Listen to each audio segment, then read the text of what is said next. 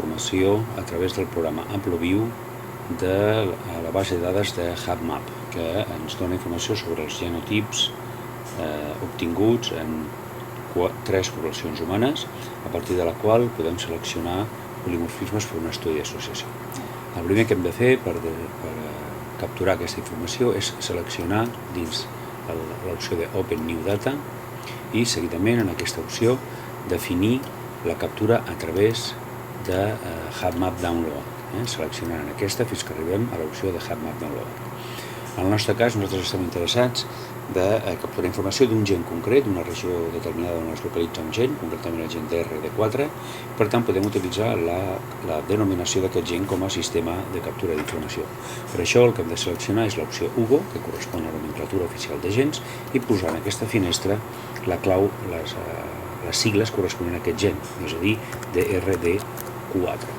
Li demanarem també que ens permeti la visualització d'una regió d'unes 25 kilobases al voltant d'aquest gen. Un cop hem fet això, el que hem de fer és seleccionar aquí l'opció Go, de tal manera que ara la base de dades es desplaça a la regió, en aquest cas del cromosoma 11, entre els nucleòtids 602.000 i 655.000, on es localitzaria aquest gen.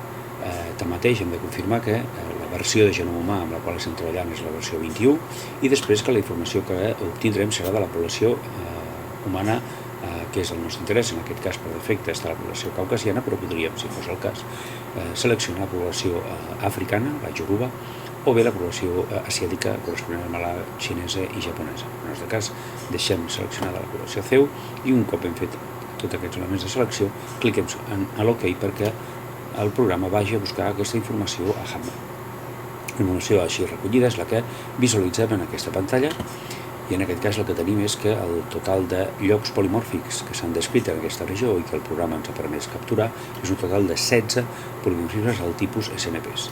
En aquesta primera columna de dades apareix una numeració consecutiva dels diferents polimorfismes seleccionats en la nostra opció.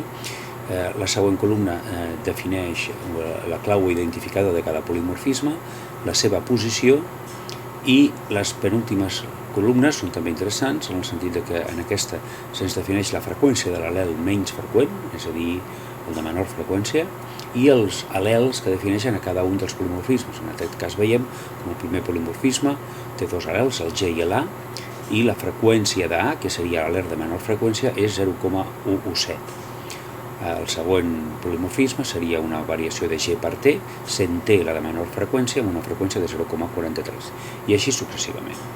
Un cop hem fet aquesta captura d'informació, el que correspondria ara seria analitzar l'estructura de blocs d'aquesta regió.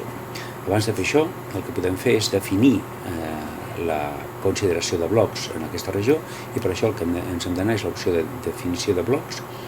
Bàsicament hi ha 3 opcions de definició de blocs en la literatura, la coneguda com interval de confiances, la norma dels 4 gamets o bé l'extensió d'un valor llindar de desequilibri de lligament.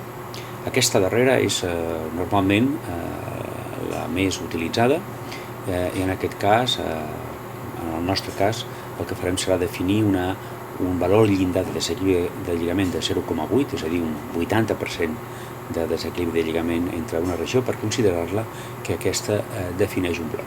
Seleccionem doncs aquesta opció i seguidament el que diem és que ens representi, ens faci la representació de desequilibri de lligament de les dades obtingudes a HuBMAP per aquesta zona. I obtenim aquesta representació, que en aquest cas es tracta d'una pantalla en la qual el que podem visualitzar aquí és el gen DRD4 centrat i els gens veïns que l'acompanyen. Donat que la pantalla és més petita que la visualització que tenim i per més comoditat, el que podem fer és reduir el tamany d'aquesta a l'opció LD Zoom i fer un medium zoomed, de tal manera que la imatge ens serà més fàcil de visualitzar i podrem veure la representació. En aquest cas, tornem a veure el gen DRD4 aquí i una mica més a baix veiem la representació de les zones de desequilibri de lligament amb els blocs proposats d'acord als criteris que havíem definit nosaltres. Veiem doncs que el programa ens defineix un total de 4 blocs per a aquesta regió. Fixem-nos que el primer i darrer bloc marquen regions que són alienes al gen DRD4, per tant serien polimorfismes que no serien del nostre interès, donat que estan identificant o estan caracteritzant una regió que no pertany al gen en el qual nosaltres estem interessats, mentre que les dues regions centrals, aquesta petita, que està definida per aquests dos polimorfismes, capturaria la informació que hi ha en aquesta regió, mentre que el bloc central estaria definits per aquests 5 polimorfismes, sí que estaria capturant informació rellevant pel que fa al gen d'RD4. Per tant, doncs, utilitzant la informació relativa a aquests polimorfismes definits en aquests dos blocs centrals, podríem obtenir informació de la variabilitat de la regió definida pel gen d'RD4. Quins són aquests polimorfismes? Els podem visualitzar en l'opció de haplotips.